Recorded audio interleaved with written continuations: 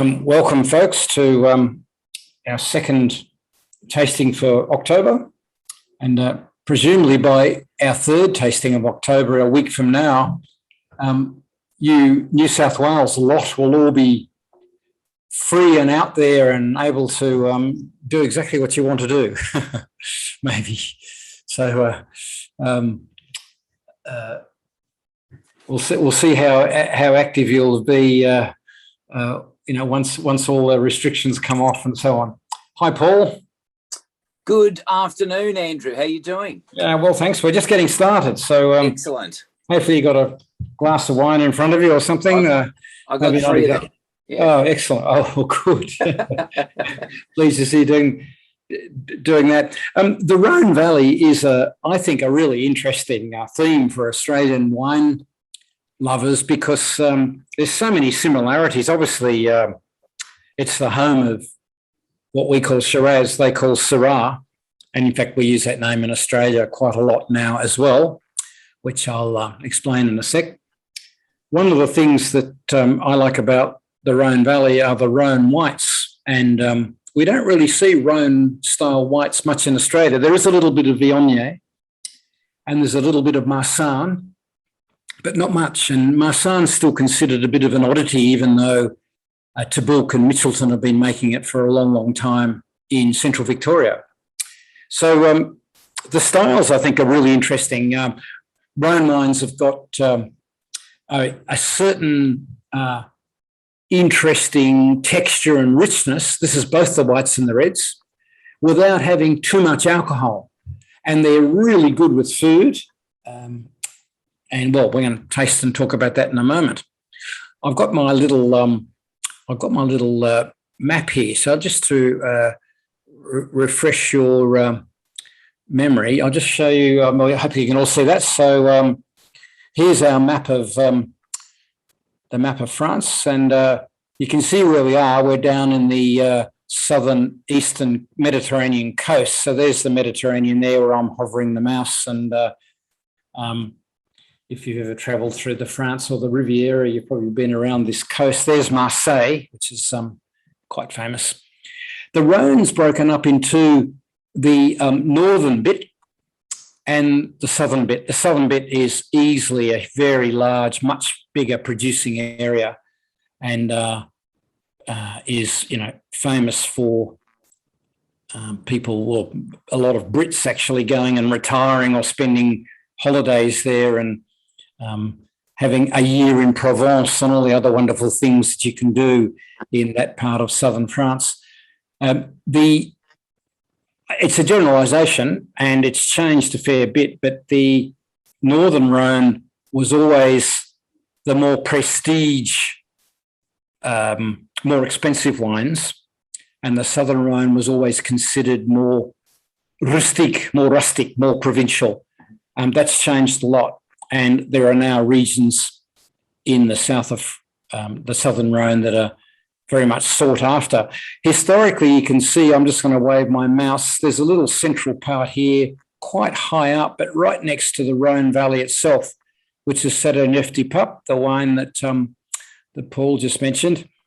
Châteauneuf-du-Pape was a very, very fashionable wine at one time, and I can still remember in the James Bond movie From Russia with Love. Now, that's a long time ago, where Sean Connery was playing James Bond then, and he goes to the restaurant and he asks for a bottle of Châteauneuf-du-Pape, it being at the time the world's trendiest, most desirable red wine. So that's probably when was From Russia with Love? Probably the late 1960s, I suppose.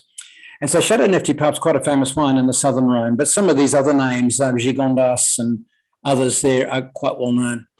In the northern Rhone, it's the home of Shiraz, or Syrah as they call it, and a lot of Australians will recognise this heart of the northern Rhone area called Hermitage, or Australians pinched that name for a long, long time, about 100 years actually, or longer.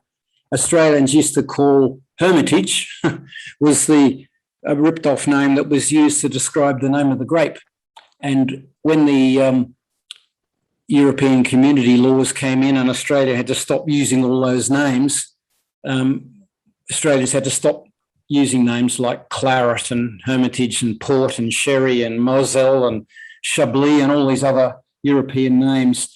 So Hermitage disappeared, although it's amazing people my age and whatever still refer to Penfolds Grange Hermitage, even though they changed the label of the wine in the 1980s, which is quite some time ago, 40 years ago.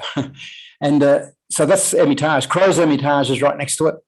And then you have Cornas here, and Saint Joseph is a not very well-known area, but has special significance because if you harvest your Shiraz grapes on the granite belt of Queensland, not too ripe, and then you hold back the oak a bit, we and others there make a real Saint Joseph lookalike. It's, I think, a very nice wine.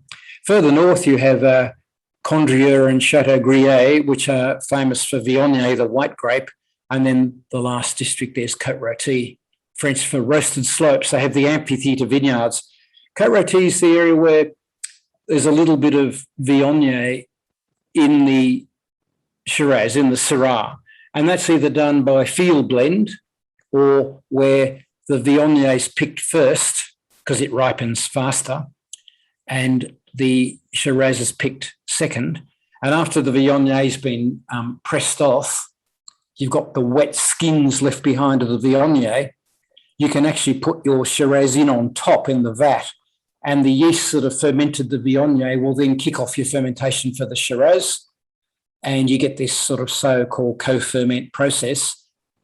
What happens is that the acidity in the Viognier lowers the pH and gives you a more acidic fermentation, and you get a much more thorough, quick fermentation with better colour, and you get this very estery, fruity component in the Shiraz emerging. So a lot of people, when they smell and taste the Shiraz Viognier, they think they're smelling the Viognier, but they're not. They're actually smelling the low pH fermentation effect, the fruitiness that's brought out by Shiraz. So we do a Shiraz Viognier up at on the granite belt as well, and we do that latter technique. So we do the Viognier first, and then we put the Shiraz in on top of the Viognier skins to make a wine. So there we are. We're dealing tonight with an Australian white in a moment, and then the second wine is a Côte du Rhone, which is from I should have pointed it out, but if you blend across these different regions and into the middle part here, you label it Côte du Rhone, meaning just the Rhone slopes, I suppose. And our third wine is you can see it's a Barossa Valley wine, but they're copying the Southern Rhone style, and you'll see the town there, Avignon, which I'm hovering my mouse on, and you'll notice that if you have the same wines as me, the third wine tonight is the Kaesler Avignon, which is a blend of Shiraz and Grenache, which is a very typical blend that you find in the Southern Rhone. So there we are. There's the Rhone Valley, and that's what we're going to be tasting tonight. So to the wines. And if you have the same wine as me, I have the Yangarra. They're just calling it a Blanc. It's a McLaren Vale white made of the white Rhone varieties. And in the Northern Rhone, it's Viognier, but the Southern Rhone has a mixture of varieties. And in fact, for the actual Châteauneuf-du-Pape blend itself, you can blend reds and whites, and there are 13 permissible varieties, a lot of which are white wines. But there also Côte du Rhone Blanc, and there's a Châteauneuf-du-Pape Blanc white wine, and this is aping the Châteauneuf-du-Pape Blanc, even though it's Australian. So this, as you can read on the back label, there's a variety called Grenache Blanc, which is a cousin of Grenache, but it's a white grape. And Clairette, which is a little-known white grape in Australia, but there's quite a lot of it in the Southern Rhone. And then Roussanne we do get here, Picpoul, and Beurre which is another very obscure white. So interesting that they're doing this. If you see these really with Rhone whites, the only place I've ever really seen a good selection of Rhone whites is in France itself. They don't seem to be exported much. I think I don't know why that is so, because I think Rhone whites are really good. They're great with food, and we do make them in Australia. Anyway, to this wine now, if you have the same wine as me, you'll see it's got fruitiness, but it's also got interesting flavours as well. It's got a bit of stable straw and quite interesting complexity, a bit of citrus on the palate. It's got some weight, but it's also got some really nice texture as well.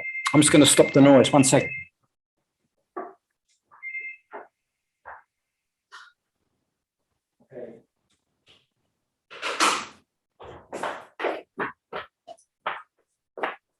There you go. Noisy interruption. Had to shut a door. Sorry about that. So the Rhone whites have got a degree of richness to them, but they also have a texture on them as well. There it goes. Hang on. There you go.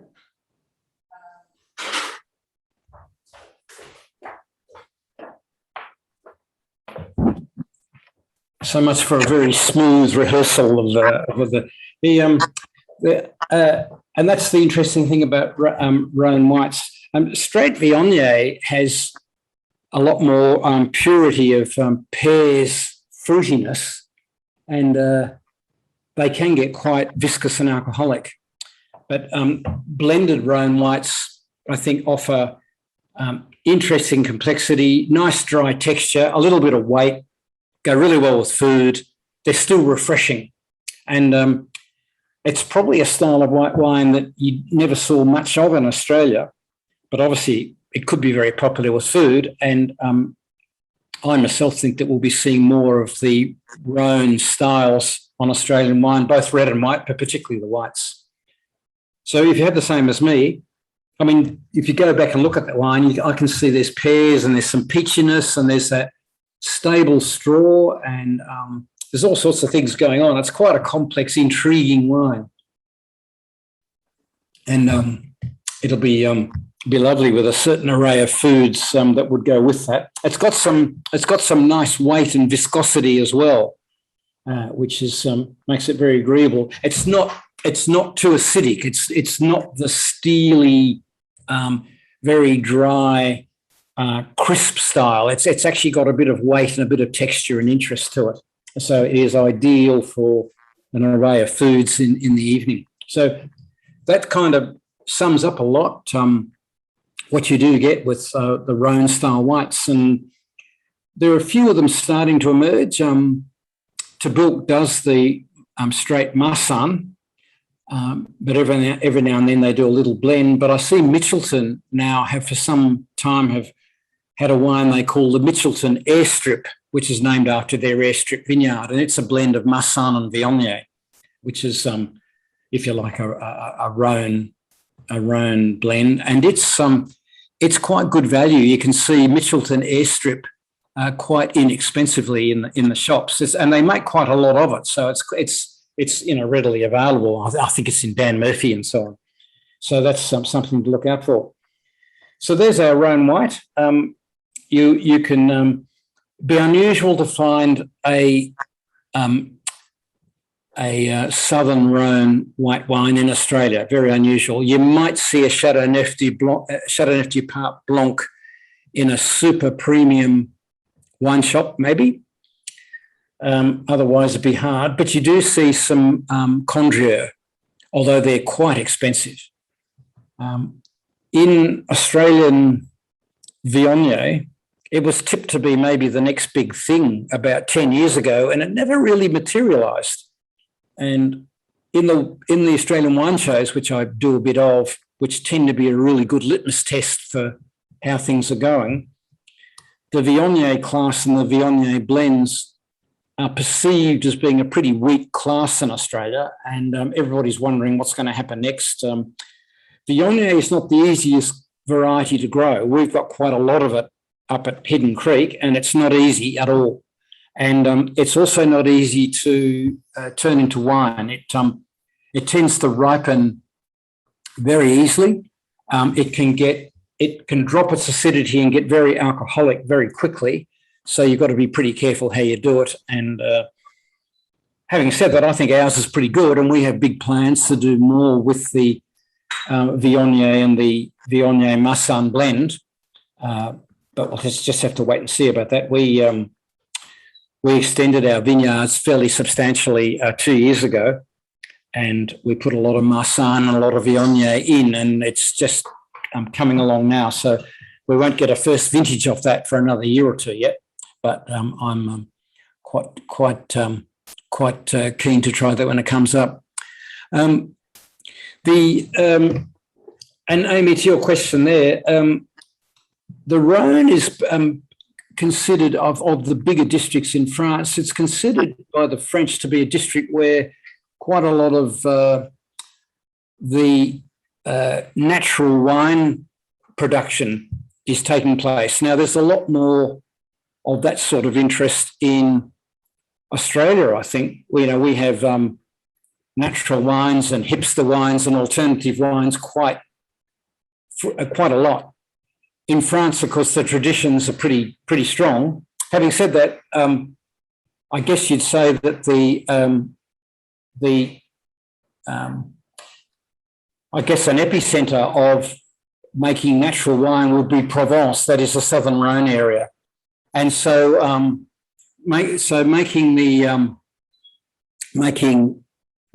fermenting wines in ceramic eggs and amphora and all that sort of thing is just one of those techniques that a lot of the young winemakers are trying to do in this quest to make wines as naturally as they possibly can. And so you do see a bit of that happening. It does if the ceramic eggs, they don't have to be eggs, of course, they can be any shape you like. They're not large containers, and you can fill them up with whole bunches and you can put the lid on and you can actually get a fermentation going, which is anaerobic, that is no oxygen, which means you get a sort of a skin breakdown and an enzymic fermentation taking place. And it is a way of extracting a lot of flavour and colour quickly. You've got to be careful how you do it and which varieties, because if you employ that technique, you also can unwittingly extract a lot of tannin and phenolics out of grapes, and some varieties that's just not such a great idea. The other thing about the eggs is you can rotate them. So if you're not sure how thorough the fermentation's taking place, you can actually tip them around if you wish, whereas the big clay amphora, particularly if they're in a stand or they're very large ones, they sort of sit on the floor. There are quite a few producers that have the big clay amphora and they actually bury them in the ground along the lines of the original Eastern Europeans. So the Georgian and Crimean very old winemaking techniques that go back thousands of years, they used to keep the fermentations cold or cool. They didn't know why. They just knew that if you put the big clay vessels in the ground and you kept the ground wet, you got a better wine out of it, because what they were unwittingly doing was cooling the fermentation, which now, of course, is done all over the world using stainless steel cooling jackets on stainless steel vats and so on. So there is a bit of interest in those amphora and clay vessels, and it's just part of this interesting quest to go to natural wines. There we are on our white Rhone. If you haven't tried before a Viognier or a Marsanne or a blend, add it to your list. In fact, last year, Ken's pensively looking at me there, but Ken suggested the Mitchelton Airstrip Marsanne Viognier wine last year sometime as one of his wines of the week, because it's such good value. And I think it does give you some good flavours. Tonight, this white wine doesn't have Viognier in it, but if you get a Viognier blend, they can also often have a very exotic, slightly ginger and pears aroma on them, and it's quite intriguing. So add Viognier and Marsanne to your list, and you can buy Australian examples. If you see in a more premium wine shop the French Viognier, the one from the Rhone, the district is Condrieu that I showed you on the map just a moment ago. Condrieurs are usually pretty expensive, but they can be absolutely gorgeous. They can have this exotic essence of pears sort of aroma and a richness, but also a high acidity all at the same time. Very intriguing style of wine. And Condrieu remains the holy grail for most Australian producers that do Viognier. There's not many Australians doing it, but there are some. And it remains to be seen. I'm sort of tipping white Rhone as being a style that you don't see much of in Australia, which I think we will start seeing because it gives satisfaction of flavour, but it also fits the younger winemaker, younger sommelier group that are keen on wines that have got this authenticity about how they're made and so on. And so I think we're going to see more of that. Anybody got a question or a comment about white Rhone or that particular wine or others before we move on? Andrew, I just want to ask about Clonakilla, whether they do use that fermenting technique you mentioned earlier with their Shiraz Viognier. They do play with it, but mostly Clonakilla does a blend for fermentation. So they either field blend, that is, they pick it together, or they judiciously add some Viognier when they've got the Shiraz ready to go. And they just haven't done too much. I was last there and talking to Tim Kirk 3 years ago. 3 years ago, I talked to him, and that was what they were doing. He's quite interested in the wet Viognier skin fermentation, and we swap wine. I send him Hidden Creek wines, and he sends me his stuff, and we have a bit of a talk about it. His wine's got a much more pronounced floral, fruity, exotic aroma on it than what you'd see in Côte Rôtie or even on ours or other Shirazes or other Syrahs that you see. And that's, I think, because he's adding Viognier to it.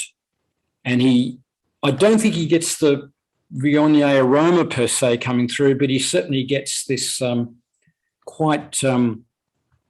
you get a quite fast fermentation, and a lot of the esters are preserved from the Shiraz if you get this fast acidic fermentation. And that's actually the secret as to why there's so much perfume on a Shiraz that's actually had some Viognier added to it. And like I said, people smell that fruitiness and often think that that's the Viognier that they can smell, but in fact it isn't. It's this really floral note that comes out of the Shiraz if you produce it in that way.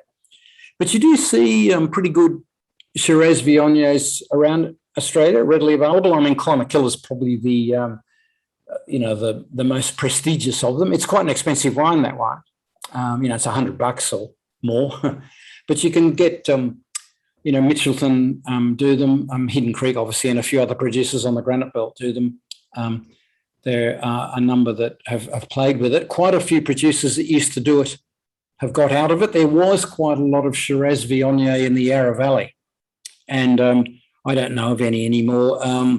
Turns out in the Yarra that Viognier is very susceptible to rot, and they had a lot of rot problems, and a lot of people who'd planted Viognier grafted it over pretty much to Chardonnay, which is pretty hardy grower in the Yarra Valley. So you don't see too much of it. So the Shiraz Viognier and the Viognier blends and the white Rhone blends in Australia now are relatively rare. They're a specialty, sort of almost cult wine following. And that's what happens. Someone else? Yeah. Andrew, I think I was introduced to Viognier about 25 years ago when somebody suggested I try David Trigger's Viognier around Nagambie. Yeah. I thought it was fantastic at the time. Yep. And I don't think David's in business anymore, or I don't think the winery's still going. So yeah, no, he's still going, but he's out of that. He's retreated to be a very much a Murray Valley producer. And he's still pretty successful. He concentrates on that. He's not doing anything I know of anymore in Central Victoria. He had a tie-up with Mitchelton at one time, Yes. but that's not there. Yeah, but there are certainly some. There are some Viognier and Marsanne wines around in Central Victoria. As I mentioned a moment ago, Tibouk and Mitchelton lead the volumes. Mitchelton still does quite a bit. Mitchelton became a bit of an ubiquitous high volume producer there for a while, and they changed hands. So maybe 7 or 8 years ago, and they got a new winemaker who's been there for about 4 years, I guess, who's pretty good, young guy, Andrew Santa Rosa, his name is, and he's done a lot of modernising of the Mitchelton wines, and I think Mitchelton's pretty good myself. It's certainly a big producer, and so I think you'll find Mitchelton wines relatively easily in Dan Murphy's and Vintage Cellars, and you will find that airstrip white, and they do a Shiraz Viognier as well, which you'll get. So, and they do Syrah blends, which we'll talk about in a moment. So, that's an interesting producer. Anyone else got a comment or something about the white wines from the Rhone Valley or that wine? You can come back to it. It'll be very exotic later on, and try it tomorrow night. I think it's best really chilled. I think is the best way to have it. It's because it's quite full bodied, so keeping it chilled would be good. Andrew, that group of wines that you've been talking about, are they referred to as aromatics?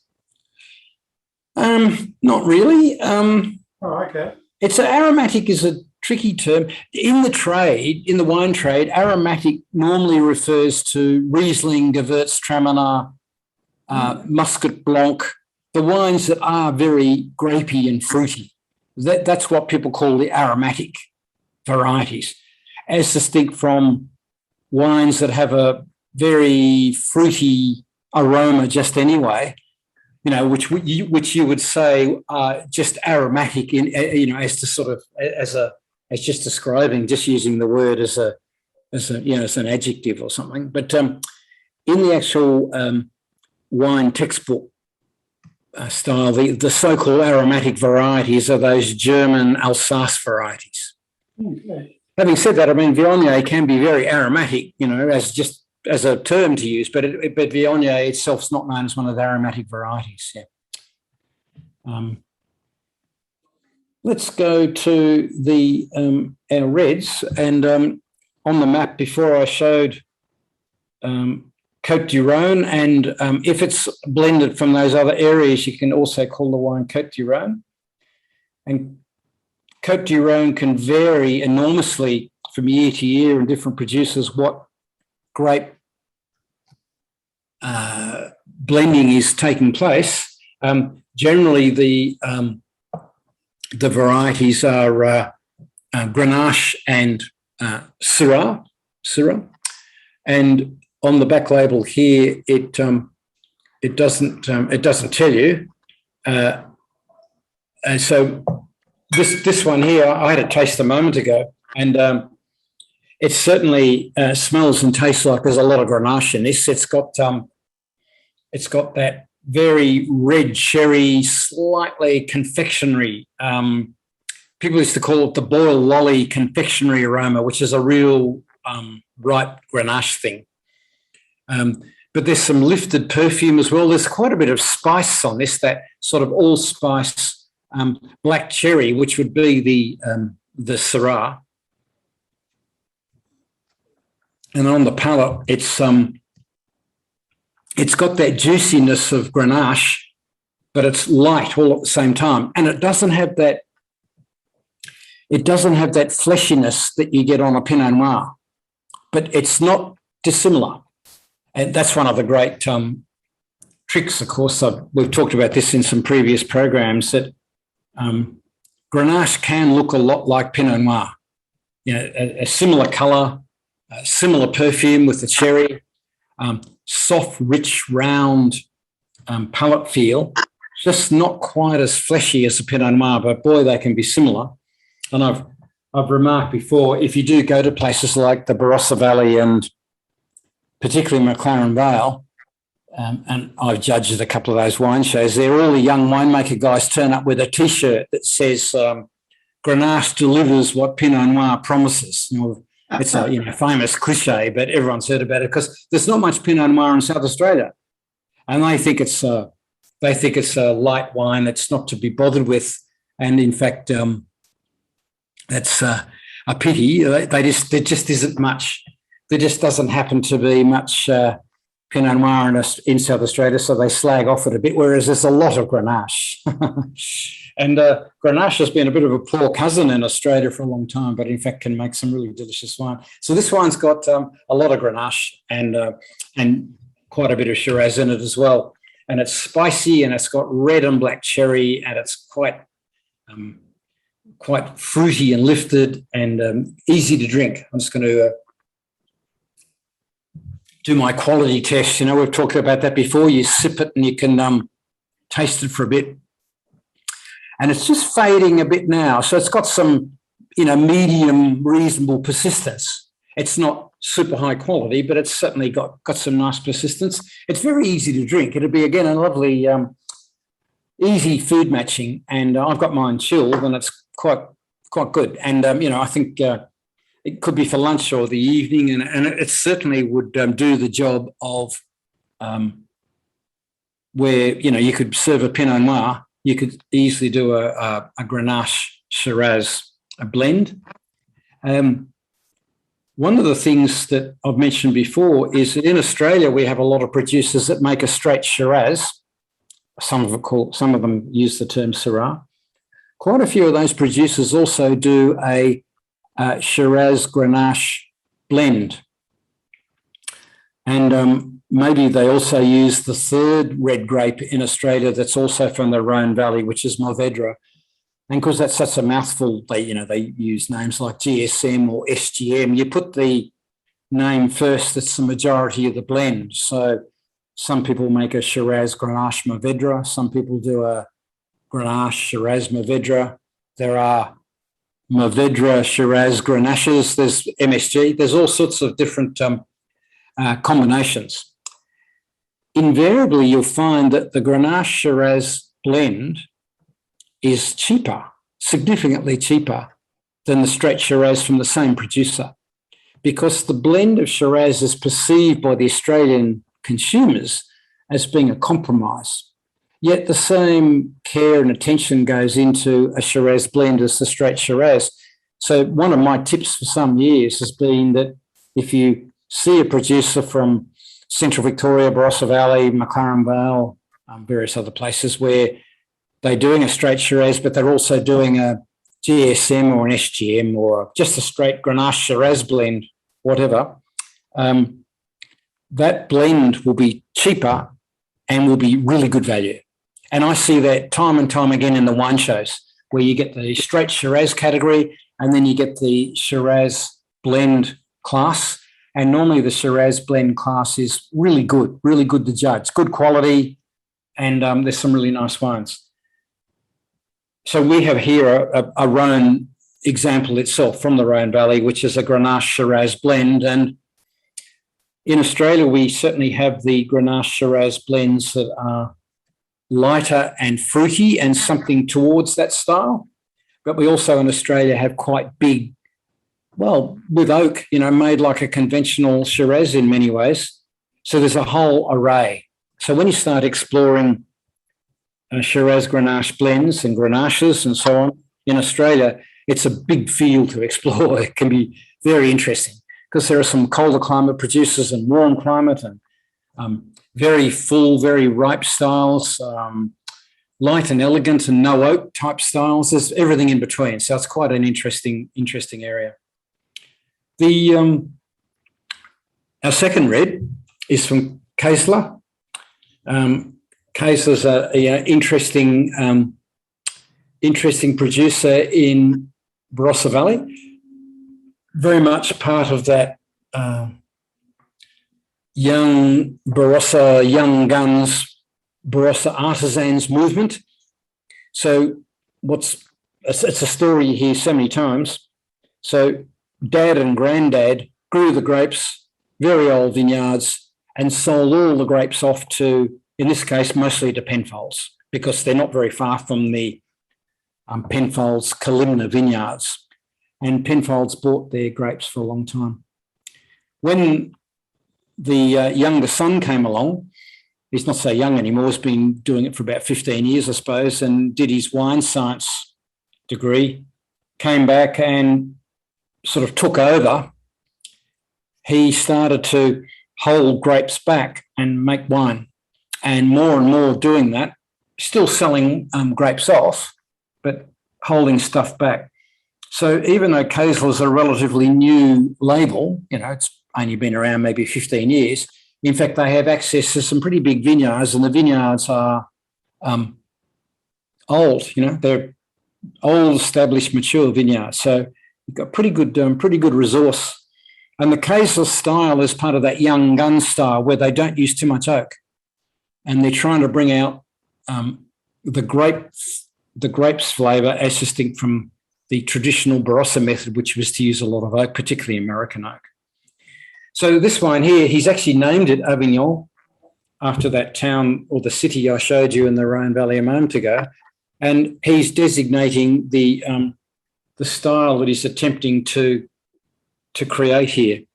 And you'll see on the back label, he talks about really old vineyards, 89-year-old Grenache and Mourvedre, and 127-year-old Shiraz. That's pretty old.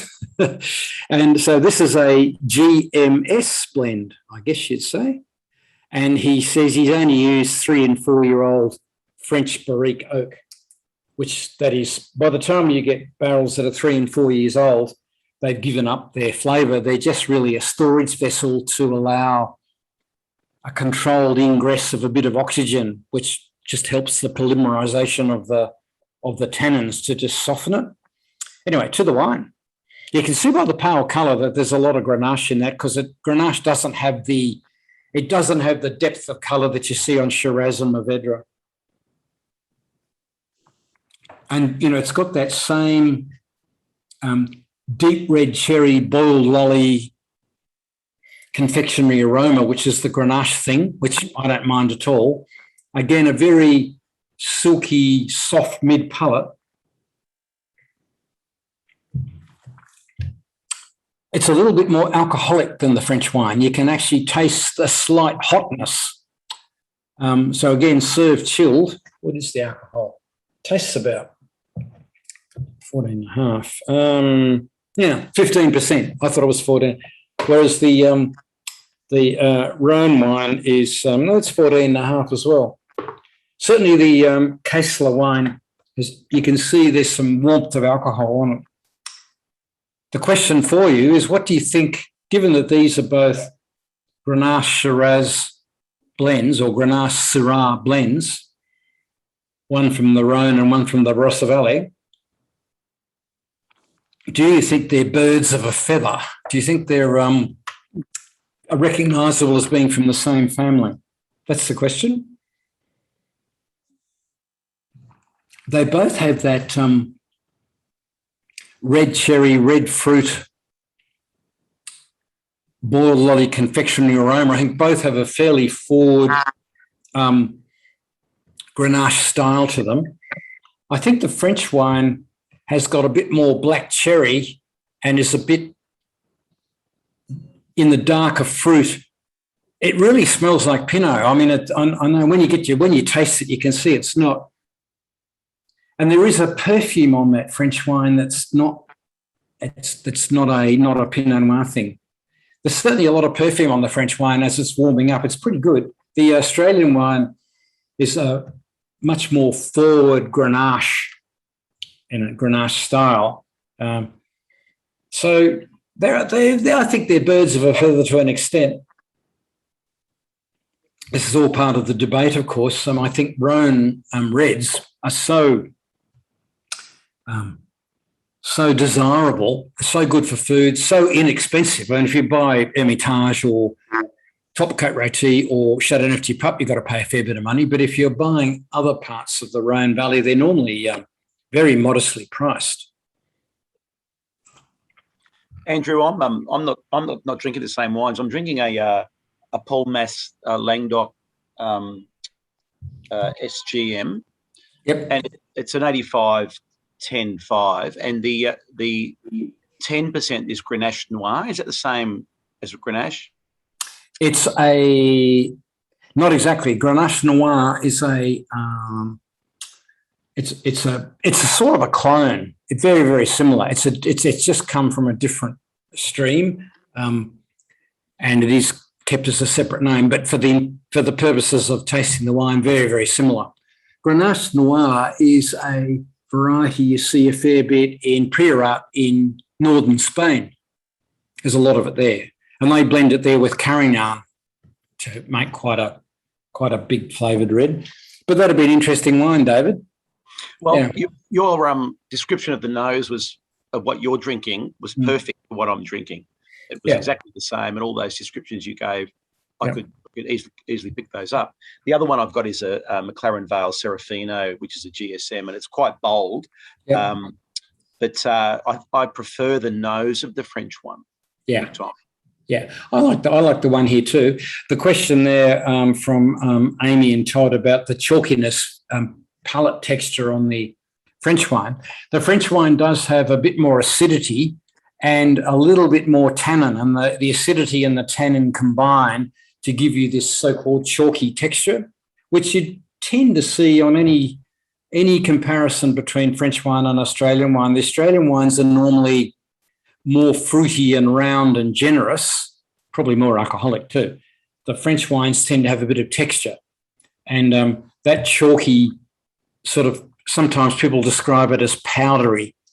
There's a powder is the little bit of acid and the little bit of extra tannin, because acid and tannin reinforce each other. So you only need a little bit more acid and a little bit more tannin, you can really see the difference. Whereas tannin on its own, you need quite a bit extra before you start to see it. But as soon as there's a little bit of extra acidity, it seems to really bring out the tannins.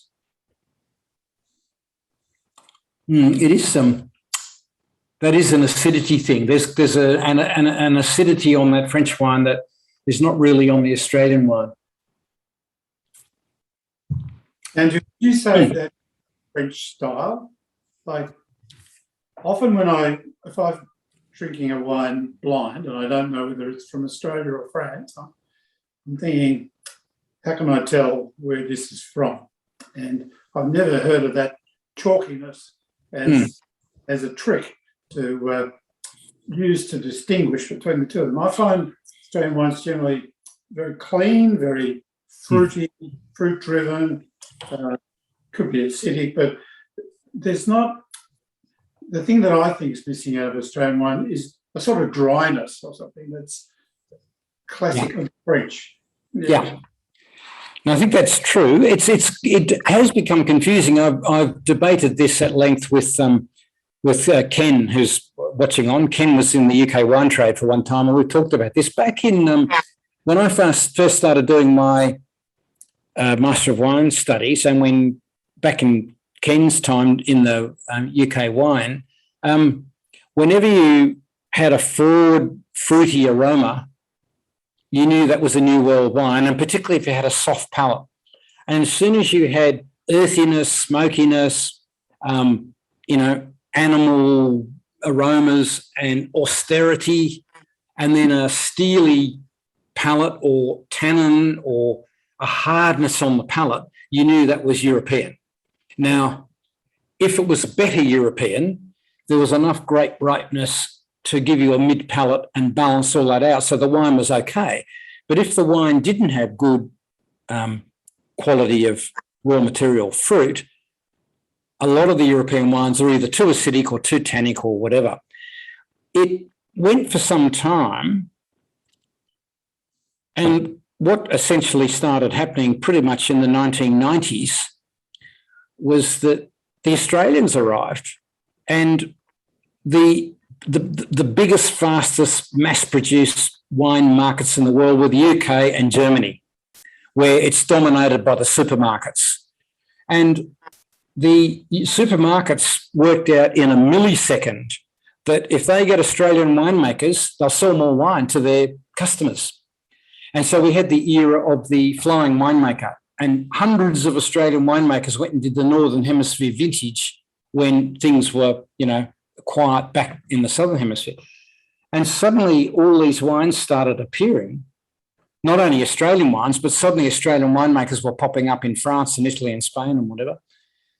That coincided with the fact that the European Union started to phase out the Common Agricultural Policy racket. That was where they were paying farmers to produce crops, which they then dumped. Yep. And there was a massive lake of cheap wine. And they phased that out pretty quickly. And a lot of the regions in Europe realised quickly that where they used to sell a high volume of wine to a big supermarket in France or Germany or a Scandinavian country, and suddenly that stopped because those same supermarkets could buy fruity wine. Those regions, and a lot of them had cooperatives, and some of them were Spain and Italy and various places, they realised the inevitability, and what they did, which was very smart, they said, we better hire ourselves an Australian winemaker. And they did. And then, of course, they sent their winemakers to Australia, and this big internationalisation got going. And so by the time of the late 1990s, it started to get pretty difficult. And right now, it's very difficult to sometimes choose the wines apart because they've passed like ships. So Australia wanted to have austere, savoury styles that are really good with food, and arguably Australian Chardonnay's probably gone too far towards the delicacy and lees complexity with no oak. Meanwhile, of course, France has gone to ripeness, and of course, since 2014 until 2020, Europe's had these succession of fantastic warm vintages.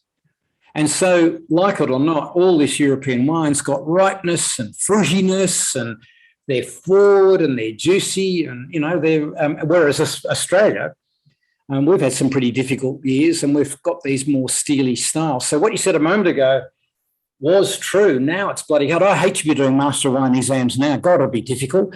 You taste some Rhone wines, Rhone Syrah, and they're forward and they're juicy and they've got a bit of oak and they're really creamy kind of feel. And then you get these, whole bunch earthy aroma, textural, chalky, use the chalky word from tonight. And you think, what am I going to do about this? And, of course, the chalky wine comes from probably central Victoria, Heathcote. And the forward, generous style, raspberries and black cherry Syrah style comes from probably Saint Joseph or maybe Hermitage or whatever. It's bloody hard. It's the same with Chardonnay. It's so difficult. I had a German Riesling last night, and it was so Australian. And yesterday I had a Riesling with Paul Taylor, who's looking on, and it was so Germanic. And it was from Clare Valley. It had a bit of age to it, but it was so limes and fruity and forward and still acidic. So it's very difficult, I think, to generalise now. And like I said, I'd hate to be having to do the master wine exams now. I don't know how you'd because the world of wine has, I wouldn't say homogenised, but certainly you get all the different styles popping up in all the different countries. Some of the old principles hold true. For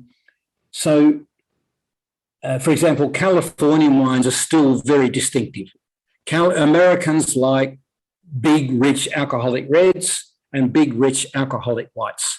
So if you see Chardonnay that is very full, very rich, very creamy, very oaky, that's generally Californian. And if you see big, ripe, silky, but very alcoholic, oaky Cabernet Sauvignon, and of course Zinfandel, they're the Californian reds, and the Americans love them. Whereas I think Australia, we don't so much. We used to, but we've moved away from it a bit. And so you still see a little bit of the patterns hanging on, but it can be very difficult. Andrew, how does that reflect on the concept of terroir? Yes. Well, that would be, it remains one of the great MW essays, of course, about that, because there's no right answer. You can deliver a philosophical view. You can go one way one week and the other way the next week, if you like. The issue with terroir, of course, is that despite French marketing, the winemaking processes are manipulative. Now, I know some grapes don't require much manipulation. So, Riesling's a classic, very simply made. And in fact, Riesling doesn't take too much manipulation at all. But when you think about Shiraz, Cabernet, all the Italian reds, certainly sparkling wine and champagne, Pinot Noir, the winemaking is usually very manipulative.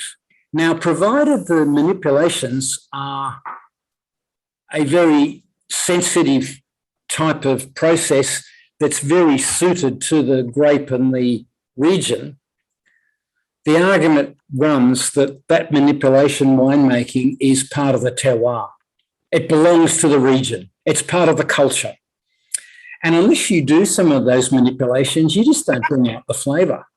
If you, in Burgundy or anywhere that you grow Pinot Noir, unless you do natural yeast, cold soak, whole bunch ferments, finish off fermentation in oak with lees stirring, warm ferment, unless you do all those things, you just don't get the flavour out of Pinot Noir. You just produce a heavy-duty rosé that's not very interesting.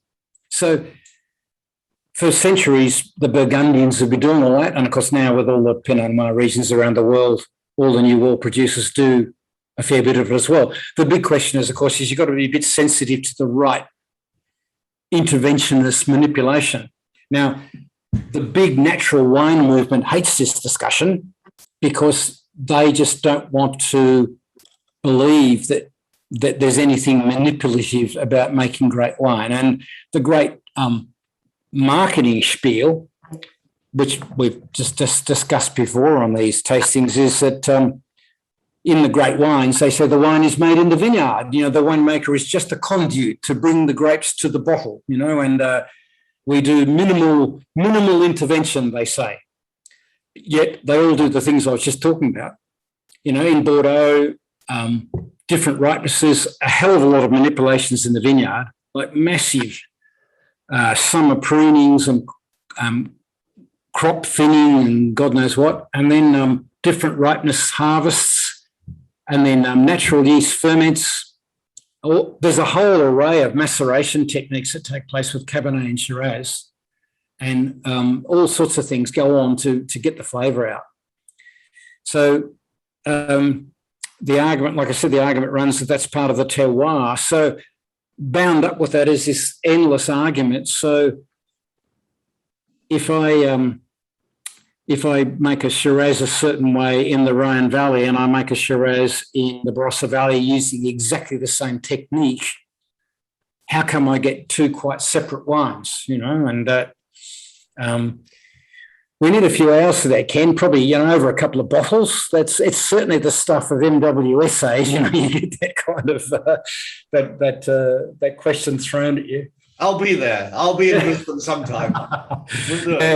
Me as well. Hey, can I just mention that the comparison is really interesting. Like my question would be, well, are they using the same clones? That would be an interesting exercise. Yeah. And the other thing is there's that whole movement around funky pruning. There's that online group where you can do courses in pruning to get all sorts of trellis methods going, which is interesting.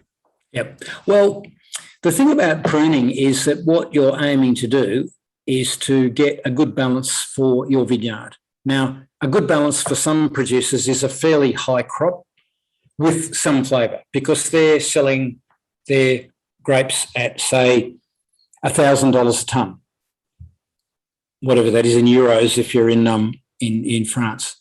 On the other hand, another grower might be growing grapes to make super premium wine, and those grapes can be sold for $2,000 a tonne, which is different. So the practices in the vineyard can vary, but what they're looking for is to get a balance. So all the different pruning techniques are aimed to suit what you have. And well, we can talk about that. I mean, where there's a reasonable amount of rainfall during the growing season and where the soil is relatively fertile, like in Burgundy, the spacing of vines and rows is very close so that the vines compete with each other for nutrients and moisture. But in old arid soils without much rainfall in the growing season, such as the Barossa Valley, you have much wider spacings and you achieve the same results. So the vine would achieve the same kilograms, bunches of grapes at ripening in the different places. But again, there's a big subject there, Dave. You've got a couple of years of viticulture ahead of you to do all that stuff. I can expect you to weigh in the future and give us some examples. Again, it's all part of that doing the wine science degrees. There's all that business about, and that's a typical MW question is, compare and contrast the vineyard management practices for Pinot Noir in a domain producer in Burgundy and super premium Shiraz in the Barossa Valley. That's a typical question. What do they do? What do they do? The Barossa Valley is usually scavenging for water. The Burgundians are trying to get rid of it, pretty much what it boils down to. So, yeah, they're really interesting subjects. Now, we're going to go in a moment to a recipe of the week and a wine of the week, but any other questions tonight about the Rhone or the Rhone styles of the wines tonight? No? Okay. Can I just throw in an aside? Sorry about this. The other week, I think Ken mentioned Ravenswood as his wine of the week. Is that right, Ken? I think the Clonakilla winemaker makes the wine for Ravenswood as well. Yeah, I've got a feeling. Is that right? I don't think so. I think he consults. I think he consults there. Ravenswood, that was the Sangiovese. Frank Lewis Ravenswood, isn't he? Frank Vanderloo, he's got Mount Majura. I think he consults. Oh, sorry, Mount Majura. Yes, of course. Yeah. That's good. That's right. Hey, Ken, you poked fun at me a while ago. No, one of the many times. You cut me to the quick. What year? It was 1980. I borrowed a book from Ken in 1984. 1984. This comes up every time we meet. I found it. No, I had to put a binder on it because it fell apart.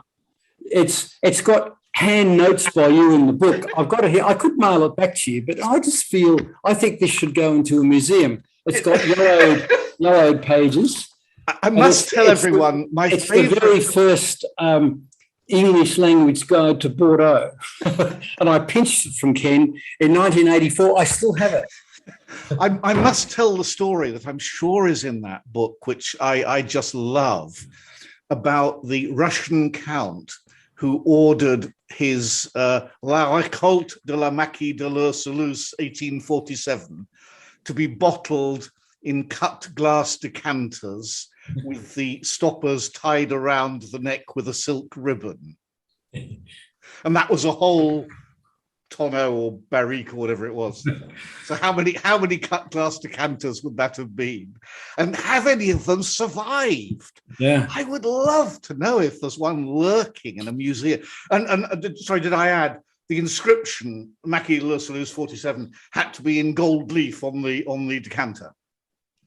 Those were the days, Ken. I was just going to say, I mean, how about going out in style and doing that again? Yeah, exactly. Yeah. Oh, you couldn't put Maquis de l'Ursulus on it anymore, could you? No, that's right. Now, Frederick, you your time. We now want you to tell us about food for Rhone Valley styles and pick a wine and a dish. Yes. So it was very interesting. I like the discussion about the differences. And so when we started yesterday and tasted it again today, for us, this sort of the French Côtes du Rhône is very recognizable. And so it almost feels for us like something that you immediately recognize. But then again, when we taste the differences, we can see how similar they are, right? But so what do you eat? I'll take the opportunity to pitch one of my favorite dishes ever. And I don't eat it a lot because not a lot of people can make that. And I should say Hannah-Laura's mom makes a very good one, and it's a beef Wellington. And so you could eat a beef Wellington probably with a Pinot Noir as well, but I think this is a perfect fit, a bit of the spiciness, and so a very good beef Wellington. And so I'll post the recipe from the best one we've ever had, and that was one in the Savoie. In London, it's Gordon Ramsay's recipe, and on Strand, and it's a very good one. And I think this would be a perfect combination for that. So that's the beef with the pastry on the outside? Exactly. And so you have a bit of the mushroom that is diced very, very small in small pieces within the pastry around it. And so the beef Wellington, it's something that you only eat maybe once a year. And so that goes very well with the sort of a bit of a spiciness, but not an overly strong wine. You need something that sort of goes with that. Yeah. Do you include the truffle and the foie gras in that recipe? Sorry? Do you include the truffle and the... Not necessarily, I think. Yeah. Because that is the classic recipe, isn't it? With the that's foie gras. a great can. Yes. Frederick, you and Hannah-Laura need to watch the classic Australian movie, The Castle. Oh, I don't know. It's a very Australian movie. Depending on how long you've been in Australia, depends on how much you'll pick up on the things in it. It's so Australian. It's called The Castle. The Castle. The Castle. In it, there's a line about beef Wellington, and they say, what have you served here? They say, it's beef wrapped in pastry. That's right. Hey, so Frederick, speaking of Wellington, how far is Waterloo from your hometown? Oh, very close. Actually, now very close, because while we're in lockdown, we've actually bought a house in Brussels. So now that would be about, even in walking distance probably. So it would be with the car probably 15 minutes, something like that. Cannon shot distance, I think. Yes. Fantastic. Well, that's good. I will post the recipe. You can modify the Gordon Ramsay recipe, and I'll put it on the website. That'll be great. Thank you. Ken, do you have a wine of the week for us this week? May we? Yeah.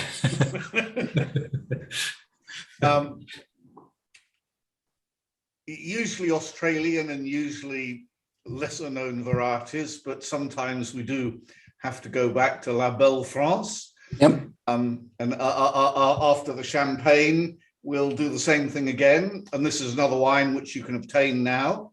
It's not ridiculously expensive. And with the festive season approaching, it might be something that would be useful to have a couple of bottles of. Half bottles for this particular sort of wine are particularly useful. So some might already have guessed what I'm going to say. A nice Sauterne.